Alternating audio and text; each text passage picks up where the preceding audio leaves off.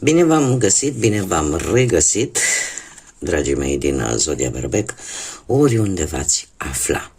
Bine ați venit tuturor pe canalul meu, Tarot Flor de Loto. Numele meu este Nina, pentru cei care nu mă cunosc, și ca de obicei mă bucur să vă am alături la fiecare lectură, atât pe dragii mei abonați, cum de asemenea și pe cei care poate sunteți pentru prima oară aici pe canal. Azi voi face lectura generală pentru luna iunie acestui an 2025, așa că toți cei care aveți soarele, luna, Venus, ascendentul sau oricare alt aspect astral important pentru voi din harta voastră natală și care are legătură cu Zodia Berbec, atunci această lectură este de asemenea și pentru voi. Desigur, dragii mei, trebuie să vă readuc aminte că de fiecare dată este o lectură mega generală, așa că vă rog din suflet să luați decât acele mesaje care vor rezona cu voi, iar restul lăsați-le să zboare în univers, pentru că sigur sunt pentru alte energii, alte persoane care într-o mai mică sau mai mare măsură au legătură cu Zodia Berbec. Și așa cum v-am obișnuit,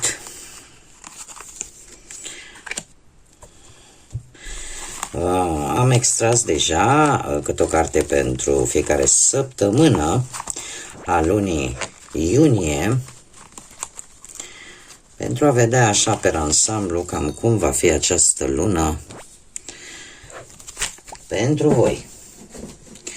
Și haideți să începem.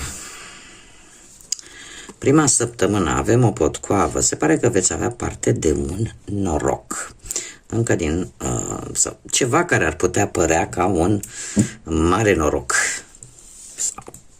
Contează mărimea. E un noroc, că e mic, că e mare, e de bun augur pentru voi. Cea de-a doua săptămână avem cutia și se pare că veți primi un cadou. Acum, acest cadou poate să fie unul la modul real, practic, da? Să primiți strict un cadou. Sau, pur și simplu, viața să vă facă un cadou. Ceea ce voi l-ați putea percepe ca fiind un cadou. Cea de-a treia săptămână vine cu un pic de nori, așa, în care sunteți avertizați să aveți mare grijă la furia voastră. Chiar vedem aici, avem controlează-ți furia sau e posibil să-ți pară rău mai târziu. Așa că cea de-a treia săptămână, e bine de reținut, a treia săptămână din iunie, trebuie să fiți tare atenți, să nu vă pierdeți cu firea, pentru că e posibil să faceți sau să aveți o atitudine care poate chiar să aibă consecințe imediate sau pe termen mai lung. Așa că încercați să vă ponderați cât puteți de mult în a treia săptămână din iunie, sau chiar și atunci când simțiți voi că ceva vă provoacă și vă pune răbdarea așa în pioneze și vă duce nervii la maxim. A patra săptămână se pare că vă prinde în compania unui personaj foarte apropiat vouă. Veți petrece niște momente cu un prieten apropiat. Da, cineva care se pare că vă este destul de credincios. Bun, haideți să vedem ce ne spun și runele. Ce vine pentru dragii mei din Berbec sau cu orice altă conexiune cu această zodie. Să vedem.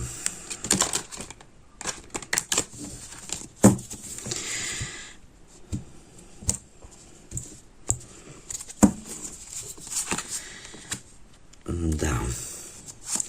Dragilor, ați trecut de curând printr-o stare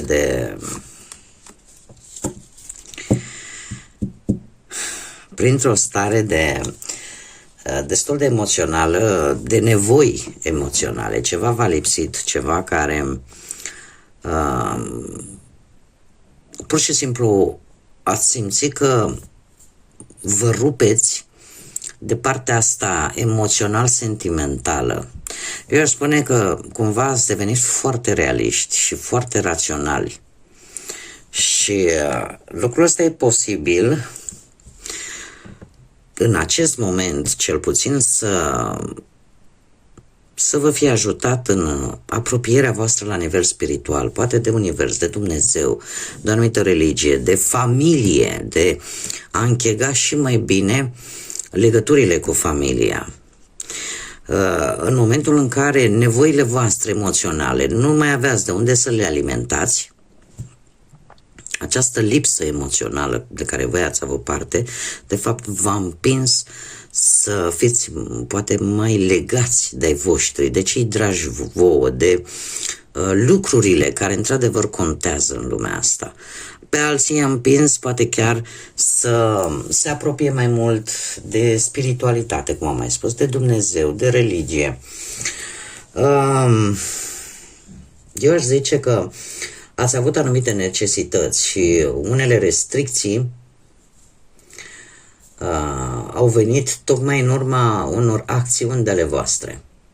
Și asta v-a cam forțat poate pe unii dintre voi să găsiți noi soluții care, cum am mai spus, eu zic că v-a făcut să evoluați.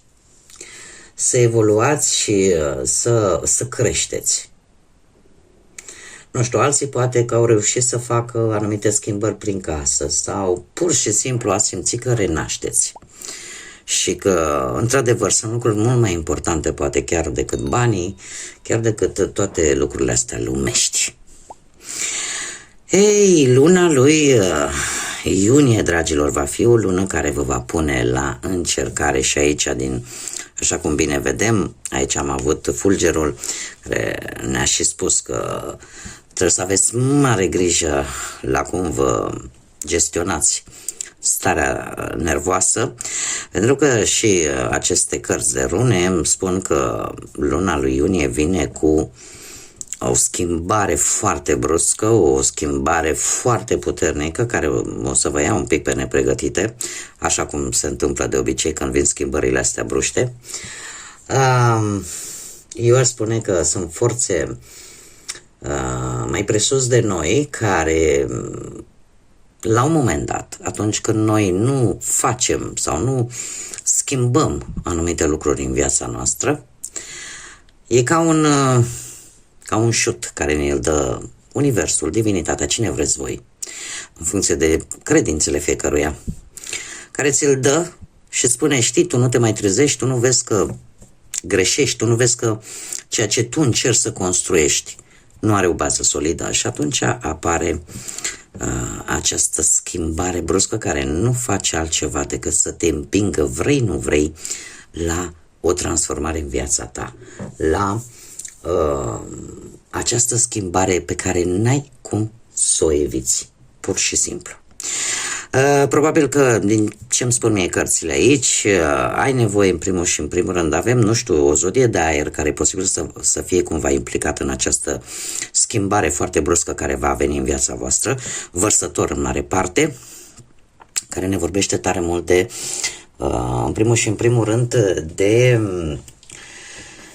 de Saturn, care patronează această zodie a Vărsătorului și trebuie să vă spun că Saturn tocmai a intrat în Berbec, dragilor, de puțină vreme și va rămâne undeva prin toamnă la începutul lui septembrie, iar lucrul ăsta ne arată că vin lecții de viață, dragilor, în special pentru voi. Vin lecții de viață, vin posibil să vă încerce anumite temeri. Teama de ce va trebui să învingi, dar în același timp vine cu o creștere personală, vine cu înțelepciune, vine cu acea capacitate de a trece într-o altă manieră decât cea cu care voi sunteți obișnuiți peste ceva dificil. Întotdeauna, de fapt, Saturn vine să vă împingă un pic de la spate, să căutați partea pozitivă chiar și în lucrurile negative care vi se întâmplă. Și asta, dacă voi veți reuși să treceți peste toate aceste temeri, să învățați aceste lecții de viață care vor veni, atunci puteți avea parte de îmbunătățiri, puteți avea parte de reușite și pe lungi perioade de timp. Asta e lecția cu care vine de fapt Saturn. Mergem mai departe și haideți să vedem ce ne spune și tarotul pentru voi, dragii mei, din Berbec sau cu orice altă conexiune cu această zodie.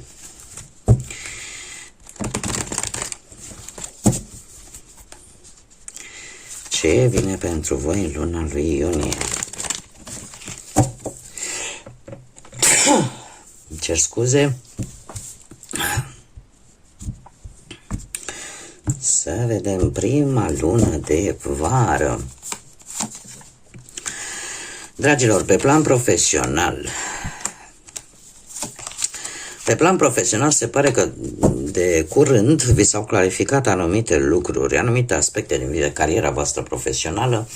Eu aș spune că vedeți cu mai multă claritate anumite aspecte, sunteți mult mai sigur pe voi de ceea ce este corect, ceea ce e adevăr, ceea ce e minciună și lucrul ăsta e posibil să vă fi împins așa un pic, să abordați un nou stil, ca să zic așa, sau un nou proiect, mai bine zis, un nou proiect de viață vis-a-vis de cariera voastră profesională. În prezent avem un cavaler de cupe, implicarea posibil sau nu a unor zodii de apă, rac, pești sau scorpion. Ce ne spune acest cavaler de cupe? Acest cavaler de cupe vine cu proiecte care evoluează, e adevărat, nu foarte repede, dar nici foarte încet, dar ele evoluează în ritmul lor, dar sigur. Există posibilitatea pentru unii dintre voi de a avansa la locul de muncă, pentru alții vin oferte destul de bune și destul de avantajoase, doar că voi trebuie să nu vă luați chiar așa după aparențe și să rămâneți decât cu acele oferte care într-adevăr se justifică că sunt bune, sunt reale și sunt benefice pentru voi. În ceea ce privește restul lunii lui iunie, avem un as de monede, dragilor, care îmi vorbește de o șansă de a avea prosperitate în viața voastră. E o mișcare promițătoare care apare la orizont.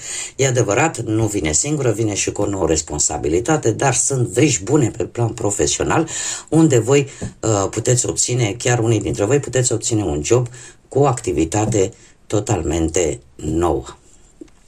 Cumva e posibil ca pentru unii dintre voi să vină o ofertă care să vă încânte, mai ales din punct de vedere material. Da? Un job, ceva. Este foarte interesant că avem deja doi ași care ne vorbesc de noi începuturi, de noi experiențe care se apropie de voi pe plan profesional. Haideți să vedem pe plan material. Pe plan material, dragilor, ați avut o realizare de curând la nivel personal, ceva, ori ați cheltuit voi niște bani pentru ceva ce vă lipsea cu acest 9 de cupe, ați avut ceva probleme care cumva le-ați rezolvat. De ce? Uite așa, poate o lovitură de noroc, poate ați recuperat voi niște bănuți sau a apărut așa un câștig total neașteptat care va ajuta cumva la nivel personal. În prezent, încă o dată se repetă de data aceasta un paj de cupe. Zodiile de apă au o influență vis-a-vis de aspectul, deocamdată din ce văd eu aici, profesional și material. Deci, zodiile de apă, rac, pești sau scorpion. Cu ce vine acest paj de cupe? Pentru voi, pe plan financiar, vine cu o veste. O veste bună, referitoare la niște înțelegeri favorabile, probabil la ceva bănuți câștigați un pic în plus, sau poate chiar la rezolvarea unor datorii sau a unor plăți pe care voi le aveați de făcut. De asemenea, încă un as, de data aceasta pe plan material, pe plan financiar, avem un as de bâte, care ne vorbește de o creștere. De asemenea, de încasări de bănuți de-a lungul lunii lui iunie. Nu știu, poate să vină încasări de bani dintr-un premiu. Habar n-am. Dacă posibil să nu fie bani, atunci e posibil să fie bunuri. Bunuri de valoare. Cumva se pare că luna lui iunie pentru unii dintre voi, desigur, cei care se regăsesc cu aceste mesaje, Va fi o lună în care se vor intra bănuții. Da? Și dacă, cum am mai spus, dacă nu sunt bani, sunt obiecte de valoare care, transpuși în bani, au o valoare destul de bunicică. Deci, nu e rău deloc. Haideți să vedem pe plan sentimental. Pe plan sentimental, și începem cu cei care sunteți deja într-o relație, într-o pereche. Dragilor, voi ați dus o responsabilitate destul de mare în spatele vostru, poate pentru a salva o relație. Doar că trebuie să vă spun că în prezent deja vă gândiți să o lăsați. De ce? E o supraîncărcare pe care ați avut-o,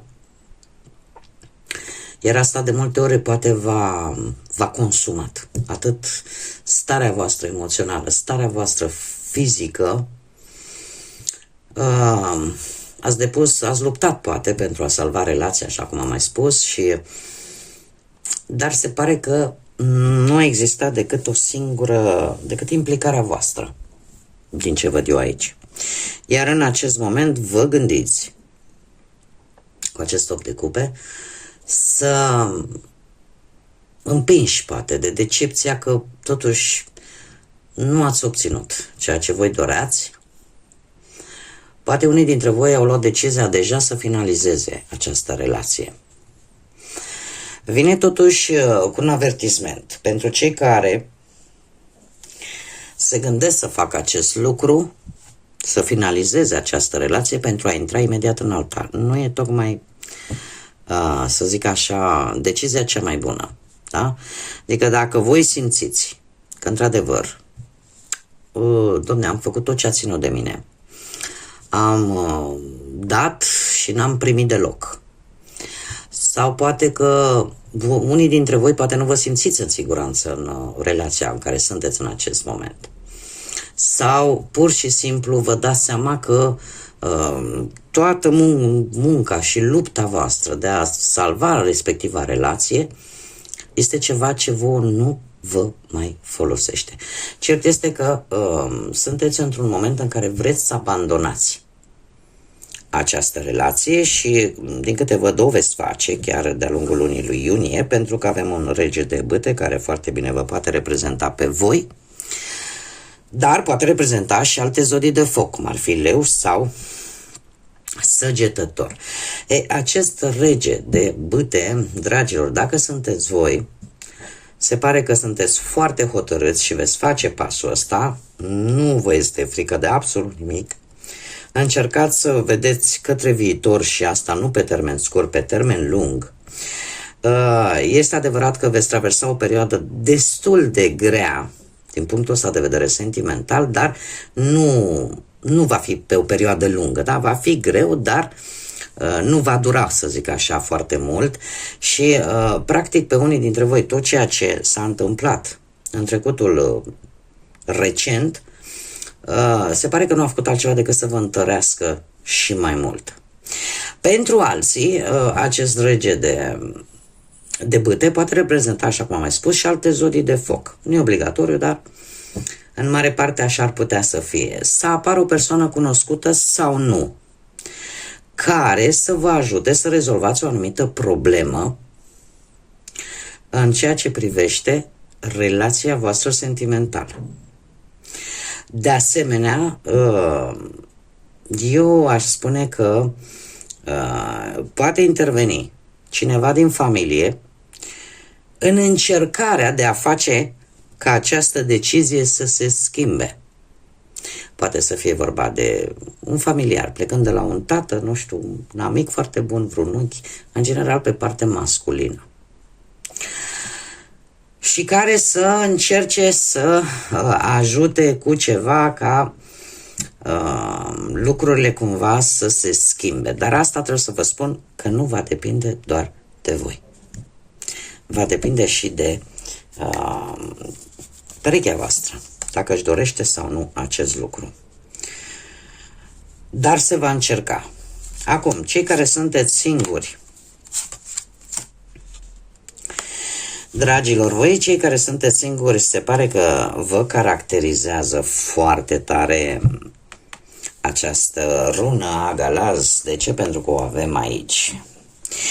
Haideți să luăm cu începutul. Cei care sunteți singuri, poate în urma unei despărțiri, divorț, separări, sau poate din păcate a unei văduvii, sau poate că nu ați reușit voi să vă găsiți jumătatea. Trebuie să vă spun că voi ați traversat o perioadă în care lucrurile au fost destul de ok cu acest 6 de bâte. E posibil unii dintre voi să fi avut poate o relație cu cineva pe care voi l-ați iubit în secret sau la care voi v-ați gândit în secret. Cumva iubirea a venit așa în viața voastră, totuși în prezent sunteți destul de reticenți. De ce? Avem Marele Preot, nu știu Zodia Taur dacă vă spune ceva, dar Marele Preot vine cu foarte multă înțelepciune. E posibil ca oricineva din cercul vostru de amici, cercul vostru restrâns, să vă dea anumite informații care să vă deschidă un pic capul și să vă facă să gândiți foarte bine la anumite aspecte în ceea ce privește această relație, să zicem, început așa brusc. De ce spun acest lucru? Pentru că în luna iunie apare din nou, de data aceasta avem turnul care e reprezentat în cărțile runice de către Agalaz, turnul care ne vorbește de același lucru, ne vorbește de schimbări bruște și puternice care vin în viața voastră și care ele vin chiar dacă rezultatul lor este unul pe care noi îl percepem foarte dureros și foarte greu de suportat. Dar ele vin pentru că nu există nicio bază solidă poate în această relație sau vin pentru că ceva e putred, ceva nu merge cum trebuie să meargă. Este modalitatea Universului, a divinității, a cine, în funcție de ce credință aveți fiecare, de a vă spune, știi, ceva nu e în regulă, ceva e putred aici, ceva nu are o bază solidă.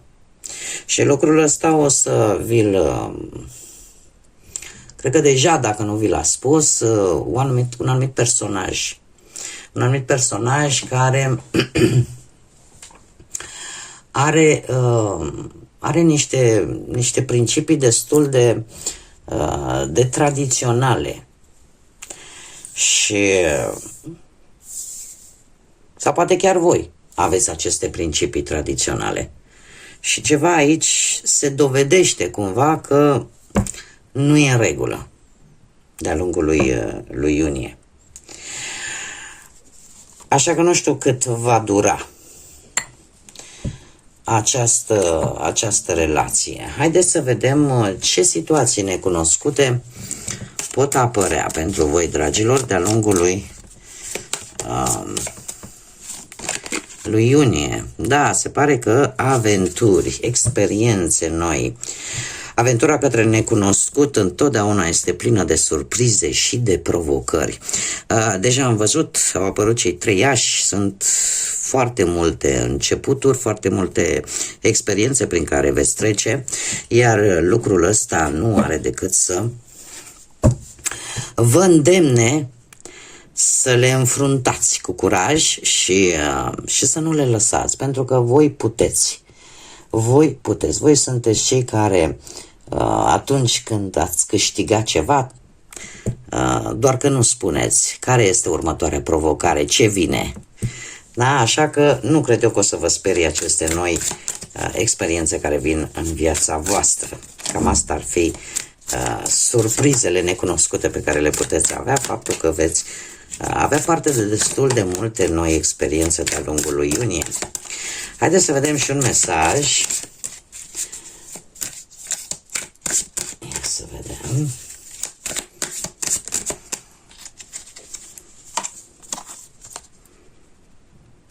Da, pasiune și energie. Dragii mei dragi, focul, bineînțeles, elementul pe care îl aveți voi Și ne spune așa, este timpul să aprinzi pasiunea din tine. Lasă ca flacăra să-ți lumineze entuziasmul, să-ți lumineze viața și în felul ăsta să ajungi să-ți atingi acele țeluri pe care tu ți le-ai propus. Lasă grijile, lasă îngrijorarea și ocupă-te de tine însuți și de ceea ce tu cu adevărat iubești. Este de fapt probabil că unii dintre voi ați avut o perioadă în care parcă n-ați fost voi, parcă v-a lipsit această energie, acest dinamism care vă caracterizează ca și zodie, iar lucrul ăsta nu a făcut decât să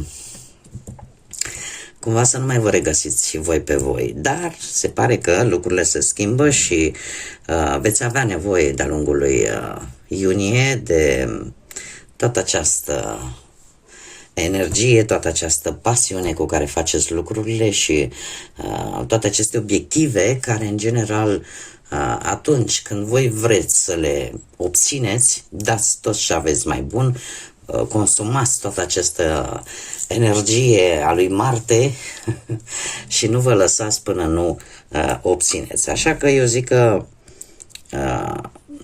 va fi de bun augur. Doar cu mică avertizare, totuși nu vă lăsați controlați de impulsul vostru.